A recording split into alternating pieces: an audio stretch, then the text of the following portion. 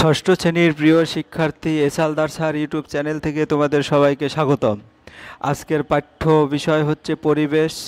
141 পৃষ্ঠা থেকে 155 পৃষ্ঠা পর্যন্ত বইয়ের ছক সমাধান সহ সম্পূর্ণ অধ্যায়।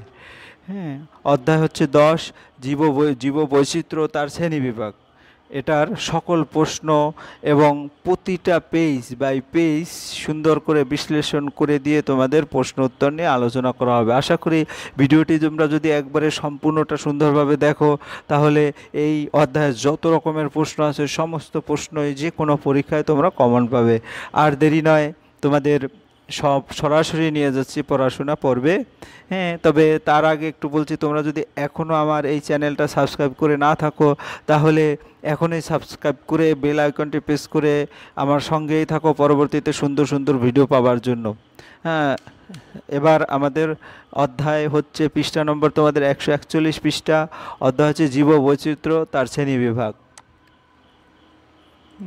এই অধ্যায় তোমরা যদি একটু ভালো করে দেখো, যে প্রথম অধ্যায়টা প্রথম পৃষ্ঠা 141 পৃষ্ঠা, এই পৃষ্ঠা একটু বড় করে দেখি, দেখা যাচ্ছে এখানে আমি আগে থেকে হাইলাইট করে রেখেছি। হ্যাঁ, যে তোমাদের প্রায় 3 কোটি, এই যে একটা হাইলাইট করা, বিজ্ঞানীরা হিসাব করে দেখেছেন সারা পৃথিবীতে 3 কোটি বা তার বেশি প্রজাতির জীব বাস করে। এখন আসলো প্রজাতি কি? একই বৈশিষ্ট্য যুক্ত জীবকে প্রজাতি বলে, ইংরেজিতে যাকে স্পিসিস বলে। যাই হোক, আমাদের পরের পৃষ্ঠায় চলে যাই। তাই এখন এখানে দুটো প্রশ্ন, যেটা সারা পৃথিবীতে প্রায় 3 কোটি প্রজাতির জীব বাস করে, যেটা আমরা এই পৃষ্ঠা থেকে পেলাম। আর প্রজাতি বলতে বোঝায় কি? একই বৈশিষ্ট্য জীবকে প্রজাতি বলে। ওকে, আমরা দ্বিতীয় পার্টে চলে গেলাম। এখানে দেখা যাচ্ছে মানুষের বৈজ্ঞানিক নাম কি? হোমোসেপিয়েন্স হচ্ছে মানুষের বৈজ্ঞানিক নাম। এরপর আমরা 142 পৃষ্ঠা দেখি। 142 পৃষ্ঠায় গুরুত্বপূর্ণ, বিজ্ঞানীর কাছে তাই বাঘের একটি নির্দিষ্ট নাম আছে, সেটা হচ্ছে বাঘের বৈজ্ঞানিক নাম আছে প্যান্থেরা টাইগ্রিস। হ্যাঁ, বিজ্ঞানীরা এখন পর্যন্ত 19 লক্ষের মতো প্রজাতির জীবের বৈজ্ঞানিক নাম দিয়ে উঠতে পেরেছেন, অর্থাৎ 19 লক্ষ প্রজাতির বৈজ্ঞানিক নাম দিয়েছেন। যাই হোক, আমরা পরের অংশে চলে যাচ্ছি, সেটা হচ্ছে 3 কোটি প্রজাতিকে সাজিয়ে নেওয়া হচ্ছে। এখানে বলা হচ্ছে বিজ্ঞানীরা প্রজাতিদের নিয়ে যে জীবজগৎ, হ্যাঁ, তাই 6টা ভাগে ভাগ করেছেন। এক একটা ভাগকে বলা হয় এক একটা জীবরাজ্য বা কিংডম। জীবজগতে এই 6টা রাজ্যের এক একটার একই রকম নাম। যেমন প্রাণীদের রাজ্য হলো অ্যানিমেলিয়া, গাছপালা, শ্যাওলা, মশ, সব উদ্ভিদ নিয়ে রাজ্য প্লান্টি, ব্যাঙের ছাতা আর অন্যান্য সব ছত্রাকের রাজ্য হলো ফাঞ্জাই।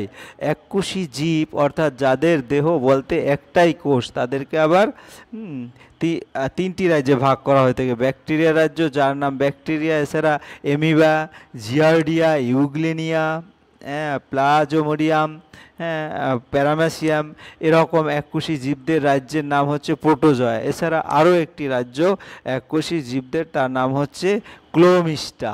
তাদের কথা আমরা খুব কম জানি। যাই হোক, আমরা পরের পৃষ্ঠা যদি দেখি, পৃষ্ঠা নম্বর 143, এখানে একটু বড় করে যদি দেখি, ভাইরাস, এখানে ভাইরাস নিয়ে আলোচনা। ভাইরাস ঠিক পুরোপুরি জীব নয়। ভাইরাসটা কি? জীব আর জড় পদার্থের মাঝামাঝি অবস্থা হচ্ছে ভাইরাস, তাই জীবরাজ্য তাদের ঠাঁই হয়নি। এই শ্রেণীবিভাগ জীবজগৎকে আবার 5টি রাজ্যে ভাগ করা হয়। প্রাণীদের রাজ্য যেমন অ্যানিমেলিয়া, ছত্রাকের রাজ্য ফাঞ্জাই, উদ্ভিদের রাজ্য প্লান্টি, ব্যাকটেরিয়া রাজ্য মোনেরা, আর এককোষী জীবদের রাজ্য প্রোটিস্টা। এবং বাকি অংশ আমরা যদি দেখি, এখানে কিছু পোকা, মাকড়সা, এমনকি চিংড়ি, কাঁকড়া, এদের সবাইকে একসঙ্গে বলা হয় আর্থ্রোপোডা। তোমাদের প্রশ্ন আসতে পারে আর্থ্রোপোডা পর্বের প্রাণীগুলি কি কি? এদের সুর বা পাগুলো খণ্ডে খণ্ডে থাকে, আর গায়ের উপর একটা শক্ত খোল থাকে। আবার শামুক, ঝিনুক, এমনকি সমুদ্রে থাকে যে অক্টোপাস, তারা সবাই একই জাতের। তাদের চলাফেরার জন্য মাংসল পা থাকে আর নরম গায়ের বাইরে বা ভিতরে থাকে একটা চুন জাতীয় পদার্থ দিয়ে তাদের তৈরি হলো, এদেরকে বলে মোলাস্কা। তোমরা যখন বইটা পড়বে তখন হ্যাঁ, আমার ভিডিওটি দেখবে তখন তোমরা বইটা খুলে যে যে হ্যাঁ লাইনগুলি হাইলাইট করা তোমরা হাইলাইট করে নেবে, পরবর্তী পড়তে তোমাদের সুবিধা হবে। যাই হোক, এর পরের পৃষ্ঠায় 144 পৃষ্ঠায় আমরা একটা ছক দেখতে পাচ্ছি। আমরা সরাসরি ছক সমাধানে যাব। পোকা, মাকড়সা, কাঁকড়া, চিংড়ি এদের কি বৈশিষ্ট্য আমরা একটু আগে পড়ে আসছি। এদের মাথায় একজোড়া পুঞ্জাক্ষী বা অ্যান্টিনা থাকে। এরা কি পর্বের প্রাণী? আর্থ্রোপোডা, শামুক।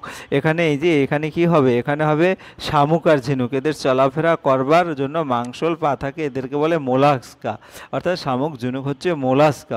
কেঁচো এবং জোক, এদের দেহটি নলাকার খণ্ডিত, যা দেখতে ছোট ছোট আংটির বা আঙুরি মালার মতো হয়। এদের হচ্ছে এনিলিডা, অর্থাৎ কেঁচো জোক হচ্ছে এনিলিডা পর্বের। গোলকৃমি, মানুষ বা অন্য প্রাণীর পেটে বাস করে গোলকৃমি, এবং এটা হচ্ছে অ্যাস হেলমিনথিস। চ্যাপ্ট্রাকৃমি মানুষ বোনানো। এখানে সব কিছুই দেওয়া আছে, কাজে তোমরা ছকটা ভালো করে এখান থেকে পূরণ করে নেবে। আমরা পরের ছকে চলে যাই। যেমন এখানে বেশ কিছু দেওয়া আছে। রুই এবং শিং এগুলি মাছ জাতীয় প্রাণী। ব্যাঙ উভচর প্রাণী। সাপ, টিকটিকি সরীসৃপ এবং পায়রা, শালিক এগুলি পাখি। গরু, মানুষ স্তন্যপায়ী প্রাণী।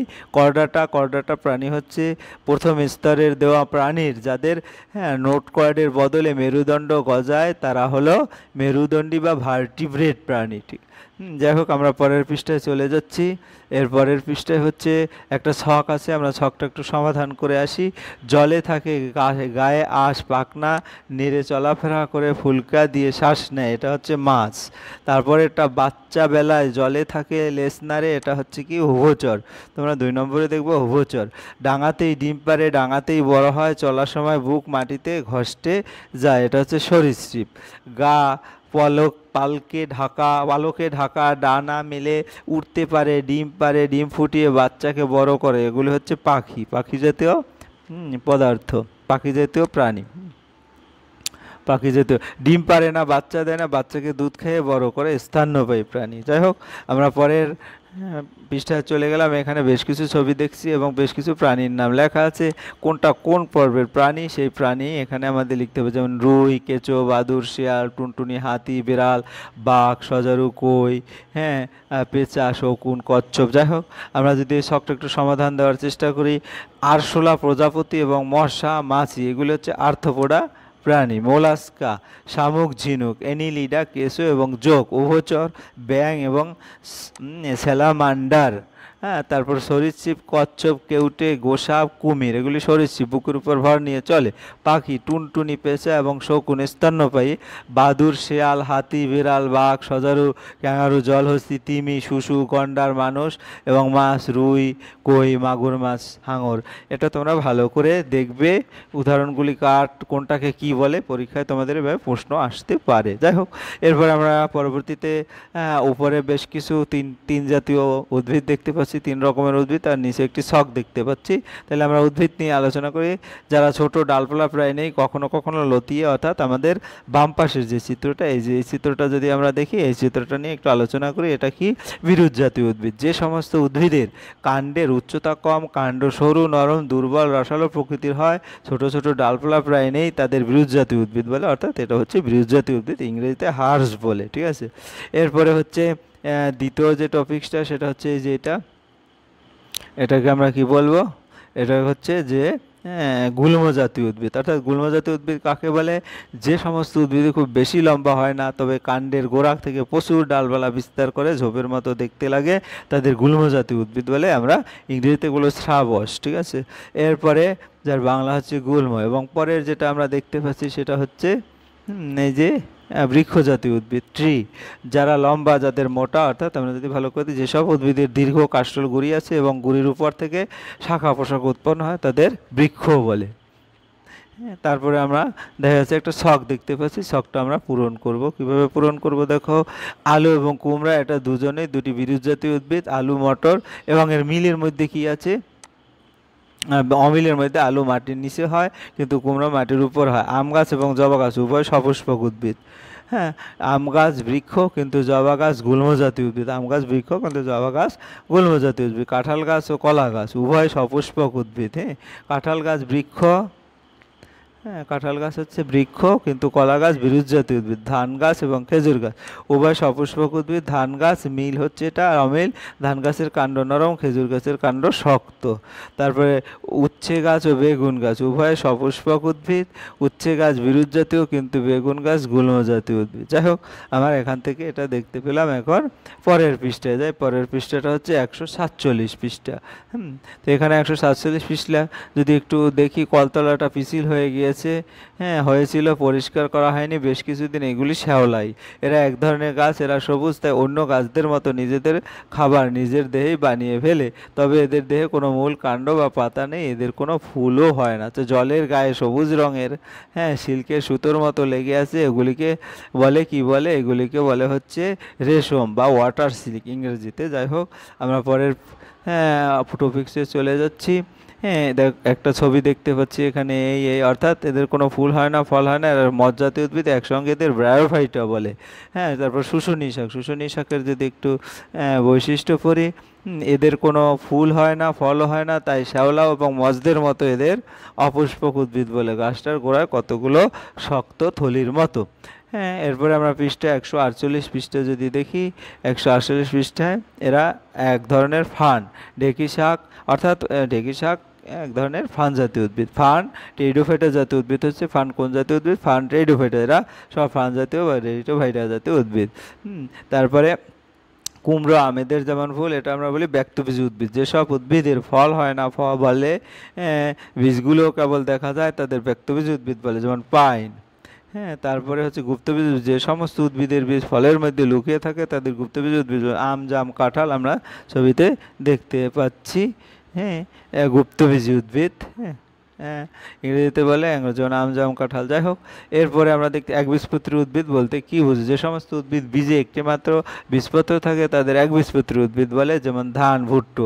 দ্বিবীজপত্রী উদ্ভিদ বলতে যে সমস্ত উদ্ভিদের বীজে দুটো বীজপত্র থাকে, তাদের দ্বিবীজপত্রী। ছোলা, কুমড়ো প্রভৃতি। হ্যাঁ, যেটা ইংরেজিতে হচ্ছে সাইটেলেডন এবং মনোসাইটেলেডন। হ্যাঁ, যাই হোক, এরপরে একটা ছক দেখতে পাচ্ছি আমরা। হ্যাঁ, ছকটা যদি একটু পূরণ করার চেষ্টা করি, তাহলে দেখো কি বলছে। ছোলা কটা বীজপত্র? দুটো বীজপত্র, এবং এরা দ্বিবীজপত্রী। গম, গম হচ্ছে একটা বীজপত্র, একবীজপত্রী। মুগ ডাল দ্বিবীজপত্রী। মসুরি ডাল দ্বিবীজপত্রী। ধান একবীজপত্রী। এলাচ একবীজপত্রী। সুপুরি চিনেবাদাম একবীজপত্রী। খেজুর একবীজপত্রী। কুমড়ো দ্বিবীজপত্রী এবং ভুট্টা একবীজপত্রী। তোমরা এভাবে দেখে দেখে উত্তরগুলি মনে রাখার চেষ্টা করবে। যাই হোক, এরপর আমরা চলে যাচ্ছি জালিকা আকার শিরোবিন্যাস কোন জাতীয় উদ্ভিদে দেখা যায়? দ্বিবীজপত্রী উদ্ভিদে জালিকার শিরোবিন্যাস দেখা যায়। সমান্তরাল শ্রেণীবিন্যাস একবীজপত্রী উদ্ভিদে দেখা যায়। যাই হোক, আমরা একটা ছক দেখতে পাচ্ছি। ছকটা কাঁঠাল গাছ শিরোবিন্যাস, শিরোগুলো কেমন? একবীজপত্রী, দ্বিবীজপত্রী। এটা পূরণ করলে তোমরা আশা করি শিরোবিন্যাস সম্পর্কে পুরো ধারণা চলে আসবে। কাঁঠাল গাছে জালের মতো দ্বিবীজপত্রী উদ্ভিদ। গম গাছ, এটা সমান্তরাল। তারপরে হলুদ গাছ সমান্তরাল, এরা দ্বিবীজপত্রী উদ্ভিদ। জবা গাছ জালের মতো, এটা দ্বিবীজপত্রী উদ্ভিদ। ধান গাছ সমান্তরাল, একবীজপত্রী উদ্ভিদ। কচুরিপানা সমান্তরাল, একবীজপত্রী উদ্ভিদ। তুলসী গাছ শিরাগুলো হচ্ছে সমান্তরাল এবং এরা জালের মতো, এবং এরা দ্বিবীজপত্রী উদ্ভিদ। তারপর লেবু গাছ, লেবু গাছ জালের মতো, এরা দ্বিবীজপত্রী উদ্ভিদ। কচু গাছ সমান্তরাল এবং এরা একবীজপত্রী উদ্ভিদ। এবং অশ্বত্থ গাছ জালের মতো, এরা দ্বিবীজপত্রী উদ্ভিদ। এরপরে তোমরা উদ্ভিদ রাজ্যে যেটা দেখছো, অপুষ্পক উদ্ভিদ, সপুষ্পক। অপুষ্পক উদ্ভিদকে আবার শ্যাওলা, মজ্জাতীয় এবং ফ্রান জাতীয় তিনটা ভাগে ভাগ করা হয়।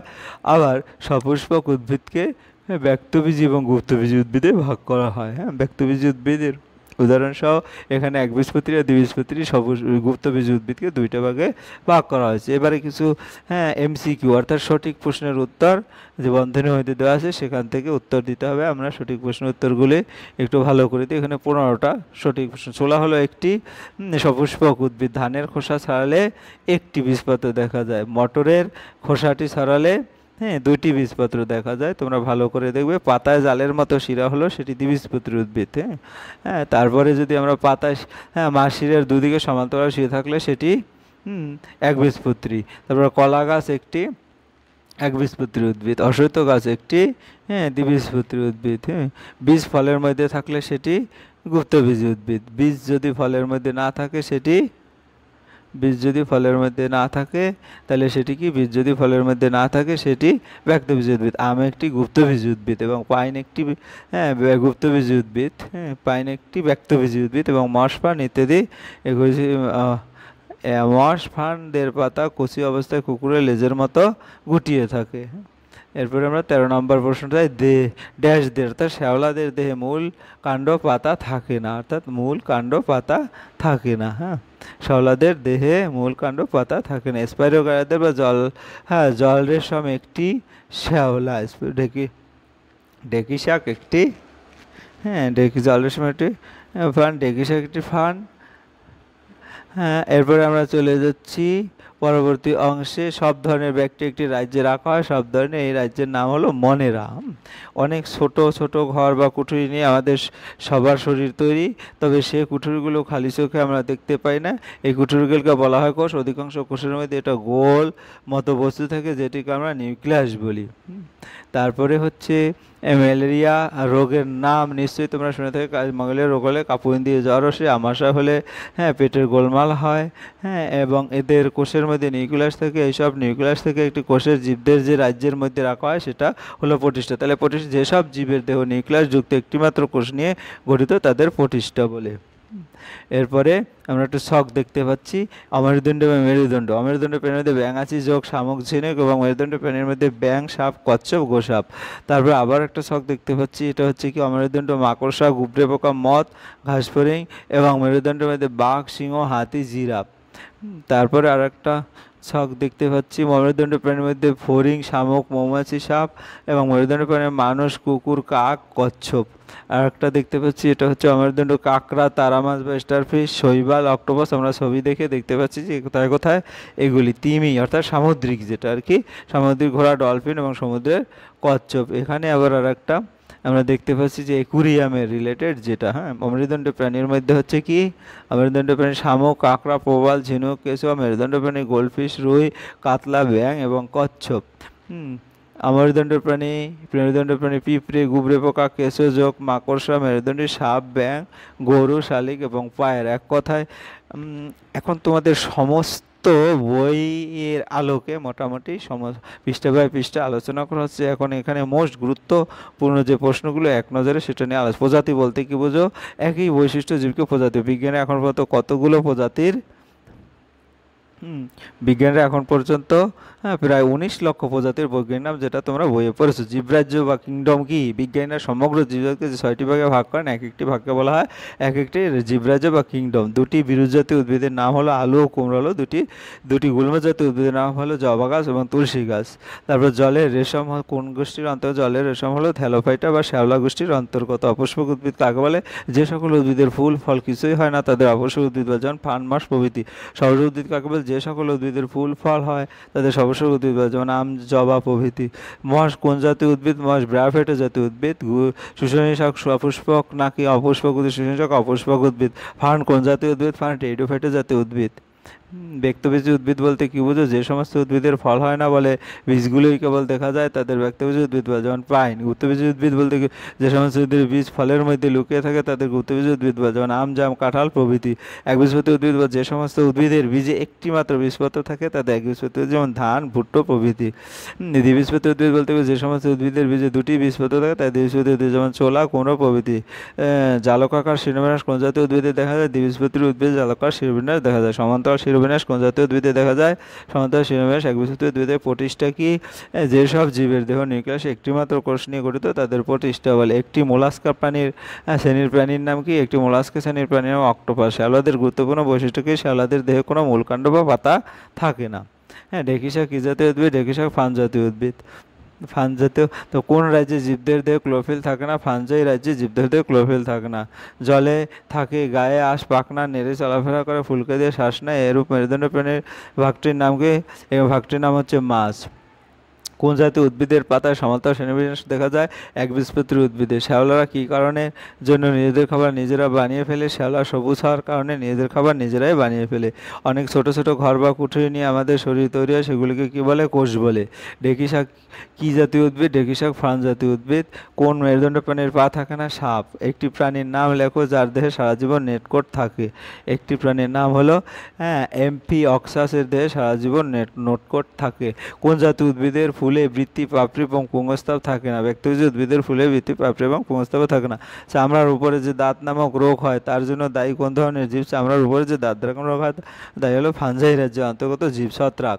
মানুষের পেটে বসবাস করে একটি প্রাণীর নাম লেখো। এদের দুটি। মানুষের পেটে বসবাস করে একটি জীবের নাম চ্যাপ্টারকিমি। এই প্রাণীটি প্ল্যাটিহেলমিনথেসি পর্বের শ্রেণী। এই পর্বের দুটি বৈশিষ্ট্য: এদের মেরুদণ্ড নাই, এদের উপর নিচে সাপটা হয়। এরা পরজীবী প্রকৃতির প্রাণী, দেহে সুস্পষ্ট চুম্বক উপস্থিত। বৃক্ষ কাকে বলে? যেসব উদ্ভিদের দীর্ঘ কাস্টল গুঁড়ি আছে এবং গুঁড়ির উপর থেকে শাখা প্রশাখা উৎপন্ন হয় তাদের বৃক্ষ বলে। পাইন গাছ কোন জায়গায় হয়? একে ব্যক্তিবীজী উদ্ভিদ বলা হয় কেন? ঠান্ডা পাহাড়ি অঞ্চলে পাইন গাছ হয়। পাইন গাছের ফল হয় না, বীজগুলোর ফুলের মতো গোল করে অনাবৃতভাবে সাজানো থাকে, এজন্য পাইন গাছে ব্যক্তিবীজী উদ্ভিদ নামে পরিচিত। তারপরে নিউক্লিয়াস কোথায় থাকে? তারপরে নিউক্লিয়াস নিয়ে এমন ব্যাকটেরিয়াগুলো রাজ্যের নাম লেখো। নিউক্লিয়াস আছে এমন একুশটি জীবদেহ রাজ্যের নাম লেখো। জীবদেহের শরীরে এক বা একাধিক কোষ দিয়ে গঠিত, অধিকাংশ কোষের মধ্যে নিউক্লিয়াস থাকে। নিউক্লিয়াস নেই ব্যাকটেরিয়া মনেরা রাজ্যের অন্তর্গত। নিউক্লিয়াস আছে এমন একজীবের পরিবেশ রাজ্যের অন্তর্গত। আমাদের মাথায় যে ফুসফুস হয় সেগুলি আসলে কি? আমাদের ফুসফুস সেগুলি হলো এক ধরনের ছত্রাক। এদের বৈশিষ্ট্য হচ্ছে এদের দেহ সবুজ নয়, এরা নিজের খাদ্য তৈরি করতে পারে না। পোকা ও পায়রা, এদের মধ্যে কে মেরুদণ্ডী এবং কে অমেরুদণ্ডী তা লেখো। তুমি নিজে মেরুদণ্ডী, তোমার উদ্ভবতার সাপেক্ষে যুক্তি। পোকা মেরুদণ্ডী, পায়রা মেরুদণ্ডী। আমি নিজে মেরুদণ্ডী, কারণ আমার দেহের পিছন দিয়ে ঘাড় থেকে কোমর পর্যন্ত মেরুদণ্ডী বা শিরদাঁড়া আছে। তোমার বাড়ির চারপাশে দেখা যায় এমন তিনটি মেরুদণ্ডী, তিনটি অমেরুদণ্ডী প্রাণীর নাম হচ্ছে কুকুর, বিড়াল, মানুষ। অমেরুদণ্ডী কেঁচো, প্রজাপতি, আরশোলা। লাউ গাছ কোন জাতীয় উদ্ভিদ? তোমার উত্তর সাপেক্ষে লাউ গাছ হচ্ছে বিরুৎ জাতীয় উদ্ভিদ, কারণ লাউ গাছ কাণ্ড সরু, নরম, দুর্বল, রসালো প্রকৃতির। কাণ্ড কোনো বড় ডালপালা নেই, এরা কোনো অবলম্বনকে জড়িয়ে ধরে লতিয়ে বেড়ে ওঠে। আর্থ্রোপোডা পর্বের প্রাণীদের বৈশিষ্ট্য: আর্থ্রোপোডা পর্বের প্রাণীদের একজোড়া সুর থাকে, পাগুলি কয়েকটি খণ্ডে বিভক্ত থাকে আর গায়ের উপর একটি শক্ত খোলা থাকে। মোলাস্কা পর্বের প্রাণীদের বৈশিষ্ট্য: মোলাস্কা পর্বের প্রাণীদের চলাফেরার জন্য মাংসল পা থাকে আর নরম শরীরের ভিতরে বা বাইরে থাকে একটি চূর্ণিত খোলকের শক্ত আবরণ। বিরুৎ জাতীয় উদ্ভিদ কাদের বলে? যে সমস্ত উদ্ভিদের কাণ্ডের উচ্চতা কম, কাণ্ড সরু, নরম, দুর্বল, রসাল প্রকৃতির হয়, ছোট ছোট ডালপালা প্রায় নেই, তাদের বিরুৎ জাতীয় উদ্ভিদ বলে। গুল্ম জাতীয় উদ্ভিদ কাদের বলে? যে সমস্ত উদ্ভিদ খুব বেশি লম্বা হয় না, তবে কাণ্ডের গোড়া থেকে প্রচুর ডালপালা বিস্তার করে ঝোপের মতো দেখতে লাগে, তাদের গুল্ম জাতীয় উদ্ভিদ বলে। শ্যাওলার বৈশিষ্ট্য লেখো। শ্যাওলারা শরীরের মূল কাণ্ড পাতা বলতে কিছুই নাই। এরা এককোষী বা বহুকোষী হয়, প্রধানত জলে ভাসমান অবস্থায় থাকে এবং সবুজ বর্ণ হয়। এদের শরীরের পিচ্ছিল বা হরহরে হয়। শূন্যস্থান পূরণ করো। কেঁচো হলো এক ধরনের অ্যানিলিডা, প্যান্থেরা, টাইগ্রিস বাঘের কোষের মধ্যে নিউক্লিয়াস গোল মতো যেটা থাকে সেটা হচ্ছে নিউক্লিয়াস। দক্ষিণে ভারতের কোথাও বাঘকে বলা হয় হুলি, আবার কোথাও বলা হয় পুলি। স্প্রে করে একটি শৈবাল। কোষের মধ্যে গোল মতো বস্তু নিউক্লিয়াস। ড্যাশ প্রাণীদের দেহে কখনোই অমেরুদণ্ড প্রাণী। ইংরেজিতে যেসব উদ্ভিদকে শ্বাস বলা হয় তাদেরকে গুপ্তজীবী। দক্ষিণ ভারতের কোথাও বাঘকে বলা হয় হুলি, পুলি। শুষ্নী শাক কোন জাতীয়? এটা অপুষ্পক উদ্ভিদ। আমাদের শরীরে যেসব ছোট ছোট কারবার কুঠিয়ে দিয়ে তাদের কোষ বলে ঝিনুক, শামুক, এমনকি সমুদ্রে থাকে যে অক্টোপাস তাদেরকে বলে মোলাস্কা। কেঁচো হলো এক ধরনের অ্যানিলিডা। সত্য মিথ্যা নির্ণয় করো। কাঁকড়া হলো অ্যানিলিডা, মিথ্যা। এছাড়া গম গাছ একবীজপত্রী উদ্ভিদ, এটা সত্য। ছত্রাকদের মতো সবুজ নয়, সত্য। পাইন গাছ ঠান্ডা পাহাড়ি জায়গা হয়, সত্য। আমাশয় হলে পেটের গোলমাল হয়, সত্য। দইয়ের সাজাতে যে ছত্রাক থাকে তারে দুধ বানিয়ে দেয়, মিথ্যা। কাঁঠাল হলো একটি ব্যক্তবীজী উদ্ভিদ, এটা মিথ্যা। মাশরুম খড়ের গাদায় জন্মায়, সত্য। শিমুল আমরা এতে হলো চিরসবুজ বৃক্ষ, মিথ্যা। সব ধরনের মাশরুমকে খাওয়া যায়, মিথ্যা। ছত্রাক নিজেরা খাবার নিজে তৈরি করতে পারে, মিথ্যা। স্বাধীনভাবে বাস করে অল্প কয়েক ধরনের চ্যাপ্টারকিমি, সত্য। হাতি হলো একটি স্তন্যপায়ী প্রাণী, সত্য। তিমি হলো একটি উভচর প্রাণী, মিথ্যা। অক্টোপাস হলো মোলাস্কা পর্বের, সত্য। মশা হলো আর্থ্রোপোডা পর্বের, সত্য। শুষ্নী শাক হলো একটি সপুষ্পক উদ্ভিদ, মিথ্যা। স্প্রে করা হলো প্রকৃতপক্ষে সত্য। কলেরা রোগের কারণ প্রোটোজোয়া, মিথ্যা। ফাঞ্জাই নিজের খাদ্য নিজেরা তৈরি করতে পারে না, সত্য। এবার সরাসরি চলে যাই কিছু বহু নির্বাচনী। কোন গাছের বীজ ফলের মধ্যে থাকলে সেটি হলো গুপ্তবীজী উদ্ভিদ। সবথেকে উন্নত অপুষ্পক উদ্ভিদ হলো ফার্ন। আম গাছ একটি গুপ্তবীজী উদ্ভিদ। যেসব উদ্ভিদের পাতা কচি অবস্থায় সেটা হচ্ছে ফার্ন। লেজের মতো হয়, তাকে বলে ফার্ন বলে। ঢেঁকি শাক একটি ফার্ন জাতীয় উদ্ভিদ। কোন গাছের বীজ যদি ফলের মধ্যে না থাকে তখন সেটাকে ব্যক্তবীজী উদ্ভিদ বলে। যে গাছটির অপর নাম অঙ্কুশ সেটি হলো পদ্ম গাছ। কলেরা রোগ ঘটায় যে ধরনের জীব সেটি হলো ব্যাকটেরিয়া। ব্যক্তজীবী উদ্ভিদ হলো পাইন গাছ। ফোলা হলো একটি সপুষ্পক উদ্ভিদ। বাচ্চাকে দুধ খাইয়ে বড় করে বাদুর। জলের রেশম যে ধরনের উদ্ভিদ সেটি হলো শ্যাওলা। একটি এককোষী ছত্রাকের উদাহরণ হলো ইস্ট। আর্থ্রোপোডা হলো কাঁকড়া। একাইডোনাটা পর্বের প্রাণী হলো সি আর্সমিন। অর্থোপোডা অন্তর্ভুক্ত নয়। এরকম হচ্ছে ঝিনুক। ডাঙাতেই ডিম পাড়ে, ডাঙাতেই বড় হয় আর চলার সময় বুক মাটিতে ঘষে যায়, সেই মেরুদণ্ড প্রাণী হলো সরীসৃপ। দেহ মূল কাণ্ড পাতা থাকে না যে প্রকার উদ্ভিদের তা হলো শ্যাওলা। একটি মৃতজীবী উদ্ভিদ হলো ইস্ট। নিচের কোনটি মোলাস্কা জাতের প্রাণী? সেটা হচ্ছে ঝিনুক। কলা গাছ হলো একবীজপত্রী উদ্ভিদ। নিচের কোন প্রাণীটির দেহ মাঝ বরাবর? এটা স্টারফিশ। প্যান্থেরা ট্রাইগ্রিস হলো বাঘের বৈজ্ঞানিক নাম। ধানের খোসাটি ছাড়ালে যত সংখ্যক বীজপত্র দেখা যায়, একটি কোন গাছের বীজ ফলের মধ্যে থাকলে সেটি, এটা একবার হয়ে গেছে, ব্যক্তবীজ উদ্ভিদ। নিচের কোন উদ্ভিদটি ফান জাতীয় নয়? সেটা হচ্ছে পোগোমিনেটাম। নিচের কোন প্রাণী চোরা মেরুদণ্ড? সেটা হচ্ছে কচ্ছপ টেরাপোডা। টিকটিক হলো এক ধরনের সরীসৃপ। ধানের খোসাটি ছাড়ালে যত সংখ্যক, এটা পেয়েছি। শৈবাল হলো একটি স্পাইরোগাইরা। অপুষ্পক শৈবাল যত উদ্ভিদ হচ্ছে স্পাইরোগাইরা। নিচের কোন প্রাণীটি পরজীবী? সেটা হচ্ছে চ্যাপ্টারক্রিমি। দেহ মূল কাণ্ড পাতা থাকে না যেসব উদ্ভিদের, সেটা হচ্ছে শ্যাওলা। অশ্বত্থ গাছ হচ্ছে একটি দ্বিবীজপত্রী উদ্ভিদ। মাংসল পথ দেখা যায় স্থল শামুকে। তার পূজাকি প্রাণীটি হলো প্রজাপতি। মটরের খোসাটি ছড়ালে দুটি, একটি একবীজপত্রী উদ্ভিদ হলো ভুট্টা গাছ। অর্থোপোডা হলো কাঁকড়া। পাইন গাছে একটি ব্যক্তবীজী উদ্ভিদ। তোমাদের এতক্ষণ ধৈর্য সহকারে ভিডিওটি দেখার জন্য তোমাদের সবাইকে ধন্যবাদ। আর তোমরা যদি এই ভিডিওটা খুব সুন্দর করে দেখে বইয়ের সাথে মিলিয়ে পড়ো, আশা করি এমন কোনো পরীক্ষা না যে তোমাদের কমন বাঁধবে না। ভিডিওটি ভালো লাগলে লাইক কমেন্ট শেয়ার করতে ভুলো না। এবং যদি তোমরা এখনও আমাদের এই চ্যানেলটি সাবস্ক্রাইব করো না, এখনই চ্যানেলটি সাবস্ক্রাইব করে বেল আইকনটি প্রেস করে দাও, যাতে পরবর্তী সুন্দর সুন্দর ভিডিও পেতে পারো। ভিডিওটি দেখার জন্য তোমাদের সবাইকে